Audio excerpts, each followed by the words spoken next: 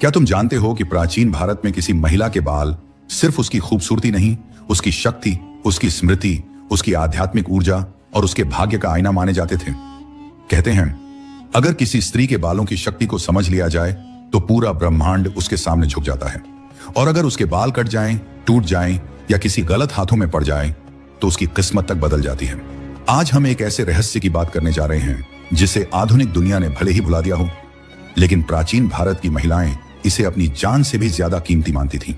बाल सिर्फ बाल नहीं थे, वे उसका इतिहास थे, उसकी पहचान थे, उसका तेज थे, उसका विक्रम थे और कई बार उसकी मर्यादा भी।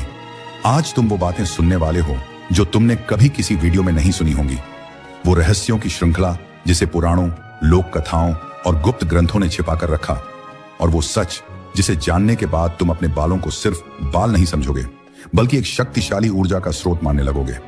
शुरू करने से पहले अगर आप सच में लंबे बालों का असली रहस्य जानना चाहते हैं तो अभी वीडियो को लाइक करो, चैनल को सब्सक्राइब करो, क्योंकि आज का सच आपके दिमाग की नींव हिला देगा। भारत सभ्यताओं की भूमि, जहां हर चीज का अर्थ होता है, और बाल। आज की दुनिया भले उन्हें सिर्फ स्टाइल समझती हो, लेकिन कभी ऐसा नहीं था। प्राचीन भारत की महिलाएं क्यों बाल नहीं खोलती थीं? तुम्हें पता है? हजारों साल पहले किसी महिला का खुले बालों में घर से निकलना एक चेतावनी माना जाता था। क्यों? क्योंकि भारतीय दर्शन कहता है बाल मन की ऊर्जा को ग्रहण भी करते हैं और फैलाते भी हैं। खुले बालों का मतलब था कि उस स्त्री की ऊर्जा, उसका तेज, उसकी भावनाएं, उसका मानसिक संतुलन सब बाहर की तरफ बह रहा है।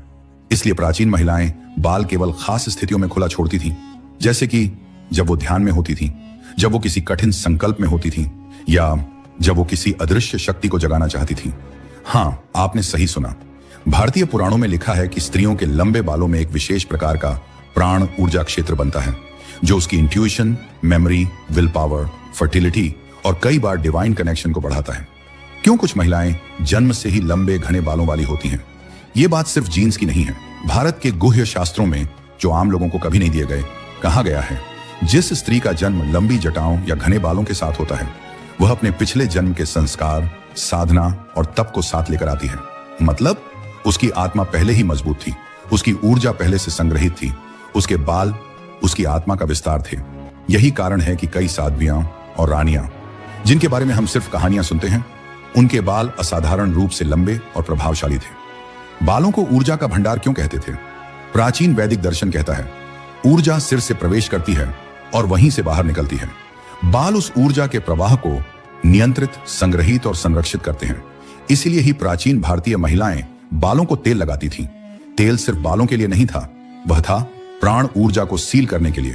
यही कारण है कि जब कोई महिला किसी त्रासदी से गुजरती है, उसके बाल तेजी से झड़ने लगते हैं, क्योंकि बाल भावनाओं को सोखते हैं, उन्हें पकड़ कर रखते हैं।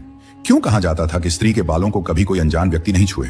तुम इसे आज मजाक समझोगे, लेकिन हजारों साल पहले यह नियम लाखों महिलाओं की रक्षा करता था, क्योंकि एक मान्यता थी कि अगर कोई अजनबी पुरुष किसी महिला के बालों को छू ले तो उसकी मानसिक ऊर्जा उससे जुड़ जाती है। कई पुराणों में लिखा है स्त्री के बालों को छूना उसके माइंड, उसके इमोशंस और उसके ऑरा को छूने जैसा है। इसलिए बालों को छूना एक पवित्र, निजी और सुरक्षित अधिकार माना जाता था। भारतीय रानियों के बालों में कौन सा राज छिपा था? राजपूत, चोल, पांड्य, विजयनगर साम्राज्य की रानियां। इतिहास में लिखा है कि कई रानियों के बाल जमीन तक छूते थे। लेकिन क्यों? क्योंकि राजघराने की महिलाएं एक विशेष हेयर रिचुअल का पालन करती थीं। इतना रहस्यमय कि आज भी कई परिवार इसे छुपा कर रखते हैं। यह रिचुअल क्या था? हर पूर्णिमा पर बालों को कंघी करते समय एक मंत्र पढ़ा जाता था, ओम सोम सोमाय नमः। यह मंत्र चंद्र ऊर्जा, मून एनर्जी को एक्टिवेट करता था। क्योंकि बाल चंद्रमा से जुड़े होते हैं, इसलिए ही कहते हैं महिलाएं चंद्रमा की तरह होती हैं, बदलती रहती हैं लेकिन चमकती भी रहती हैं। क्यों महाभारत में द्रौपदी के बालों का बदला इतना खतरनाक था? यह वह भाग है जिसे आधुनिक दुनिया नहीं समझ पाई। द्रौपदी ने प्रतिज्ञा की थी जब तक दुर्योधन और दुशासन का रक्त उसके बालों पर नहीं लगेगा वह बाल नहीं बांधेगी। यह सिर्फ बदले की भावना नहीं थी, यह था अपने स्त्री तेज को मुक्त करना। जब उसने बाल खोले, उसने अपना इनर एनर्जी फील्ड सक्रिय किया। उसी ऊर्जा ने कृष्ण को भी उसकी रक्षा के लिए बुलाया। उसी ऊर्जा ने युद्ध के बीज बो दिए। भारत में कहा जाता है यदि किसी स्त्री के बाल क्रोध में खुल जाए तो उसका क्रोध ब्रह्मांड को हिला देता है। यह सिर्फ कविताएं नहीं, ऊर्जा विज्ञान है। क्यों आज की महिलाएं पुराने समय जैसी ताकत महसूस नहीं करती? क्योंकि 3 चीजें आज गायब हैं। बालों का प्राकृतिक तेल, धूप चंद्र ऊर्जा। पहले महिलाएं सुबह धूप में बैठती थीं, इससे बालों में प्राण आता था। रात को बाल चांदनी में सुखाए जाते थे, इससे माइंड इंट्यूटिव बनता था। आज ना धूप, ना चांदनी, ना समय, इसलिए ऊर्जा कमजोर महसूस होती है। और शायद यही कारण है कि जब भी तुम भारत की परंपराओं को ध्यान से देखोगे, तुम पाओगे कि बाल सिर्फ सौंदर्य का विषय नहीं थे, बल्कि आध्यात्मिक ऊर्जा, सुरक्षा, सम्मान और शक्ति का सबसे महत्वपूर्ण हिस्सा थे। क्या तुमने कभी गौर किया है कि प्राचीन भारतीय देवियों के बाल हमेशा लंबे क्यों दिखाए जाते हैं? मूर्तियां, चित्र, प्राचीन ग्रंथ, हर जगह देवियों के बालों को असाधारण लंबा, घना और बहता हुआ दिखाया गया है। ये एक संयोग नहीं है, क्योंकि भारतीय दर्शन में लंबे बाल शांत, अपार शक्ति। देवी काली के खुले बाल क्यों थे? क्योंकि उनके बाल उनकी अमर क्रोध ऊर्जा का प्रतीक थे। उनके बालों का हर तंतु अज्ञान को नष्ट करने वाली शक्ति माना गया। देवी दुर्गा के बाल लंबे और चमकदार क्यों थे? क्योंकि वे तेज, संतुलन और वीर्य की प्रतीक थीं। देवी सरस्वती के बाल क्यों अत्यंत शांत और कोमल दिखाए जाते हैं? क्योंकि बाल यहाँ ज्ञान ऊर्जा के वाहक थे। यह सिर्फ कला नहीं थी, यह उस समय का ऊर्जा विज्ञान था। बाल जितने लंबे उतने अधिक नाड़ी बिंदु सक्रिय। आयुर्वेद में 72,000 नाड़ियां बताई गई हैं। लेकिन आश्चर्य की बात क्या है? सिर में लगभग 1,000 से अधिक नाड़ी बिंदु होते हैं, जो सीधे बालों के रोम छिद्रों से जुड़े हैं। जैसे जैसे बाल लंबे होते जाते हैं, वो नाड़ी बिंदु अधिक सक्रिय होने लगते हैं। इसका मतलब स्मरण शक्ति बढ़ती है, मन शांत होता है, अंतर्ज्ञान इंट्यूशन तेज होता है, क्रिएटिविटी बढ़ती है, भावनाएं गहरी होती हैं, और सबसे जरूरी ऊर्जा का जाल और फील्ड मजबूत होता है। शायद इसी वजह से पहले महिलाओं को घर की शक्ति कहा जाता था, क्योंकि उनकी ऊर्जा पूरे घर के वातावरण को प्रभावित करती थी। क्यों कहा जाता था? स्त्री के आंसू उसके बालों में गिरते ही शाप बन जाते हैं। ये बात कई ग्रामीण परंपराओं, तांत्रिक ग्रंथों और लोक कथाओं में दर्ज है। पहले दादी नानी कहती थी, रोते समय बाल मत खोलना। क्यों? क्योंकि जब कोई स्त्री भावनात्मक रूप से टूटती है, तो उसके आंसुओं में एक असाधारण प्रकार की ऊर्जा होती है, जो बालों में गिरकर वहां जमा हो जाती है। कई जगहों पर कहा जाता था, यदि कोई स्त्री आंसुओं के साथ बाल खोले, तो उसकी ऊर्जा इतनी शक्तिशाली हो जाती है कि उस घर में अनहोनी, विवाद या बीमारी तक आ सकती है। यह अंधविश्वास नहीं था, यह मानव ऊर्जा की गहराई को समझने वाला विज्ञान था। पुराने जमाने की महिलाएं बाल धोकर नदी में क्यों जाती थीं? आज इसे रिचुअल मान लिया गया, लेकिन इसके पीछे एक बेहद गहरा कारण है। नदी का पानी प्राकृतिक ऊर्जा रिसेट है। नदी की धारा सकारात्मक और नकारात्मक दोनों तरह की ऊर्जाओं को हटाने में सक्षम होती है। जब महिलाएं नदी में बाल धोती थीं, तो उनके बालों में जमा पुरानी ऊर्जा, दुख, तनाव, भय सब धारा के साथ बह जाता था। इसलिए कहा जाता था, नदी में धुले बाल कभी भारी नहीं लगते। आज हम नल के क्लोरीन वाले पानी में बाल धोकर सोचते हैं कि वही ताजगी मिलेगी, लेकिन पानी में जीवन शक्ति, प्रेरणा नहीं है। क्यों कहा गया कि महिलाएं अपने कटे हुए बाल कभी घर में नहीं लाती थीं? ये परंपरा आज भी कई जगहों में है। कटे हुए बालों को घर लाना अशुभ माना जाता है, और असल वजह क्योंकि कटे हुए बालों में पुरानी ऊर्जा का जाल फंसा होता है, और अगर वो घर में रहे तो वो धीरे धीरे घर की ऊर्जा को भारी कर देता है। इसलिए पहले कहते थे, कटे बाल आग को सौंपो या नदी को। ये प्यूरिफिकेशन था, साफ सुथरा एनर्जी रिसेट। प्रसव के बाद महिलाओं को लंबे समय तक बाल न काटने की सलाह क्यों दी जाती थी? क्योंकि चाइल्ड बर्थ के समय महिला की ऊर्जा बहुत संवेदनशील होती है। अगर इस समय उसके बाल काट दिए जाएं, तो उसकी जीवनी शक्ति कमजोर हो सकती है, उसका ऑरा छोटा हो सकता है, और वह भावनात्मक उतार चढ़ाव जल्दी झेल सकती है। इसीलिए भारतीय संस्कृतियां कहती थीं, बाल रखो, शक्ति को फिर से इकट्ठा होने दो। यह शरीर को हील करने का तरीका था। महिलाओं के बालों की शक्ति से डरते क्यों थे? पुराने दौर के तांत्रिक। यह भाग गहरा है, लेकिन पूरी तरह भारतीय इतिहास में दर्ज। कई तांत्रिक और साधक स्त्री के लंबे बालों को ऊर्जा उत्प्रेरक, एनर्जी एम्पलीफायर मानते थे। मान्यता थी, चाहे कामना हो, चाहे क्रोध, चाहे आशीर्वाद, चाहे शाप, चाहे इच्छा, अगर महिला के बाल लंबे हों तो उसकी मानसिक तरंगें, ब्रेन वेव्स बहुत दूर तक असर कर सकती हैं। इसीलिए कई तांत्रिक लंबे बालों वाली महिलाओं से डरते थे, क्योंकि कहा जाता था, स्त्री के बालों में देवियां रहती हैं। यह बात प्रतीकात्मक नहीं, ऊर्जा विज्ञान पर आधारित थी। क्यों विवाह के बाद महिला के बालों को विशेष तरीके से संवारा जाता था? विवाह सिर्फ शरीर का मिलन नहीं था, ऊर्जा का मिलन था। जब एक महिला विवाह करती थी, तो उसकी जीवन ऊर्जा, लाइफ फ्रीक्वेंसी एक नए घर, नए वातावरण और नए संबंधों से जुड़ती थी। इसलिए शादी के बाद बालों को एक विशेष संरचना में बांधा जाता था, जिसे सूत्र कहा जाता था। इसका उद्देश्य था नए संबंधों को ऊर्जा देना, संरक्षण करना, नकारात्मक ऊर्जा से बचाना, भावनाओं को स्थिर रखना, विचारों को संतुलित रखना। आज भले यह फैशन बन गया हो, लेकिन असल में यह पूरी तरह मनोवैज्ञानिक प्लस आध्यात्मिक तकनीक थी। क्यों पहले महिलाएं अपने बालों में कंघी केवल दिन में 2 बार करती थी? क्योंकि कंघी करना भी एक प्रकार का ऊर्जा संतुलन रिचुअल था।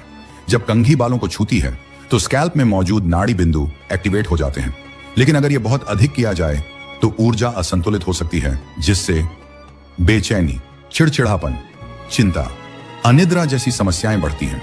इसलिए प्राचीन ज्ञान कहता है सुबह का कंघी ऊर्जा जगाती है, शाम की कंघी ऊर्जा को शांत करती है, 2 बार बस, और जीवन संतुलन में रहता था। क्यों बालों को रात में गीला छोड़ना मना था?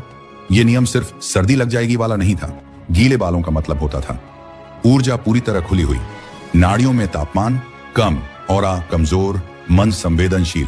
अगर कोई नकारात्मक विचार या भावना इस समय मन में आए तो उसके बालों में गहरे छाप की तरह उतर सकती थी। इसीलिए कहते थे रात में बाल सुखाकर सोना चाहिए। यह ऊर्जा सुरक्षा का तरीका था। क्या तुम जानते हो पुराने समय में पति को पत्नी के बाल संवारने की अनुमति क्यों नहीं थी? कई जगहों पर यह आज भी माना जाता है। कहते थे पत्नी के बालों में उसकी आत्मा की कहानी होती है, और यदि पति उसके बालों को भावनात्मक स्थिति में छुए तो वह भावनात्मक रूप से अत्यधिक जुड़ सकता है, जिससे उसका मानसिक संतुलन भी प्रभावित हो सकता है। यह बात आज अजीब लगेगी, लेकिन कई समुदायों में बालों को छूना एक गहरा, गंभीर और पवित्र संबंध माना जाता था। और अब आता है प्राचीन भारत का सबसे बड़ा हेयर सीक्रेट, जो दुनिया को आज तक नहीं पता, और यह वो हिस्सा है जिसे सुनकर कई लोग हैरान रह जाते हैं। भारतीय महिलाएं अपने बालों में ऊर्जा संचार के लिए एक विशेष प्रक्रिया करती थीं, जिसे कहा जाता था चक्र केश साधना। यह साधना 3 चीजों पर आधारित थी। चंद्रमा जल मंत्र ध्वनि। जब एक महिला अपने बालों को पूर्णिमा की चांदनी में कंघी करती थी तो उसके बालों में एक तरह की चुंबकीय ऊर्जा जागती थी।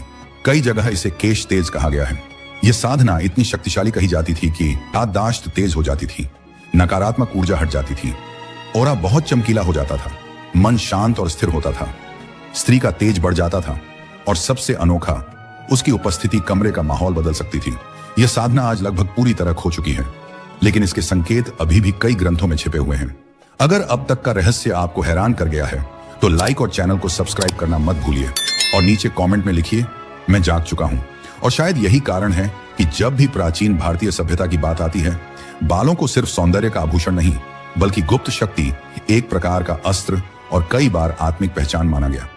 लेकिन असली रहस्य अभी भी बचा हुआ है, वो गुप्त हेयर रिचुअल्स जो सिर्फ कुछ कुलों, कुछ आश्रमों और कुछ साध्वियों द्वारा किए जाते थे। और ये ज्ञान इतना दुर्लभ था कि इसे कभी आम लोगों तक पहुंचने नहीं दिया गया। अब वही रहस्य आज तुम सुनने वाले हो, जो ना किताबों में है, ना यूट्यूब में, ना किसी आधिकारिक ग्रंथ में। यह मौखिक परंपराओं, लोक कथाओं, तांत्रिक ज्ञान और नाड़ी विज्ञान का एक मिश्रित सार है। भारत का सबसे छिपा हुआ हेयर सीक्रेट, केश शक्ति जागरण विधि। यह विधि 3 चरणों में होती थी: केश स्मरण, केश संचार और केश मोक्ष। और यह साधना केवल महिलाओं के लिए होती थी, क्योंकि स्त्री ऊर्जा शक्ति ही इस प्रक्रिया को पूरी तरह धारण कर सकती थी। केश स्मरण यादों का जागरण पहले कहा जाता था। स्त्री के बाल उसके जीवन की यादों को पकड़ कर रखते हैं। उसने कितनी खुशियां देखी, कितने दुख, कितने मोड़, सब बालों की ऊर्जा में अंकित होता है। जब कोई महिला गहरे ध्यान में जाकर अपने बालों को छूती थी तो वह अपने अंदर की पुरानी भावनाओं को अनलॉक कर सकती थी। यह सिर्फ एक आध्यात्मिक प्रक्रिया नहीं थी। आज के न्यूरोसाइंस के अनुसार स्कैल्प स्टिमुलेशन से मेमोरी रिकॉल बढ़ता है, लेकिन प्राचीन भारत यह बात हजारों साल पहले जानता था। केश संचार, ऊर्जा को बहाना, यह वह हिस्सा है जिसे सिर्फ चुनी हुई महिलाएं जानती थीं। रात के समय जब चंद्रमा 60 डिग्री के कोण पर होता था, महिलाएं अपने बालों को 108 बार कंघी करती थीं। क्यों 108? क्योंकि बालों में 108 माइक्रो एनर्जी लाइनें होती हैं जो सीधे क्राउन चक्र से जुड़ी हैं। जब ये सक्रिय होते थे तो महिला के भीतर एक हल्का कंपन, वाइब्रेशन पैदा होता था। यह कंपन तनाव को निकालता था, दबी हुई भावनाएं छोड़ता था, माइंड को शांत करता था और ऑरा को बढ़ाता था।